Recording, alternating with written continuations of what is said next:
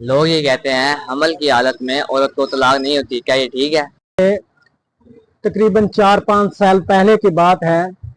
मेरे एक कुलीग थे, उन्होंने हमल की हालत में अपनी बीवी को तलाक दे दी और फिर आकर ऑफिस में कहने लगा कि मैंने इस तरह कर लिया, क्या तलाक वाक़ई हुई है या नहीं हुई। तो मैंने उसे ये कहा था कि तलाक वाक़ई हो गई, लेकिन जो दीगर अफराद वहां पर बैठे थे तो उन्होंने कहा कि नहीं हुई।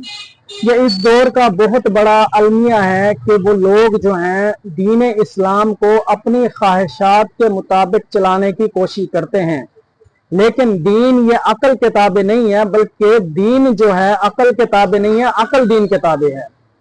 तो कुरान मजीद की आयत है, व उलातुल अहमाली अजलुहुन्ना अन यज़अना हमलहुन्ना, कि औरत जो हामला औरत है उसकी इद्दत वज़ाए हमल है, यानी कि जब बच्चा हो जाता है तो उसकी इद्दत खत्म हो जाती है।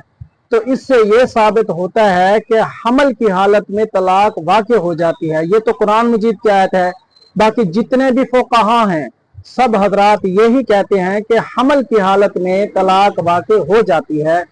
तो वो लोग जो ऐसा करते हैं उन्हें एहतियात बरतनी चाहिए और उलमा से रुजू करना चाहिए, ना कि जो आजकल ड्रामों के अंदर टेलीविजन पर दिखाया जा रहा है उसको फॉलो ना करें, बल्कि उलमा को फॉलो करना चाहिए।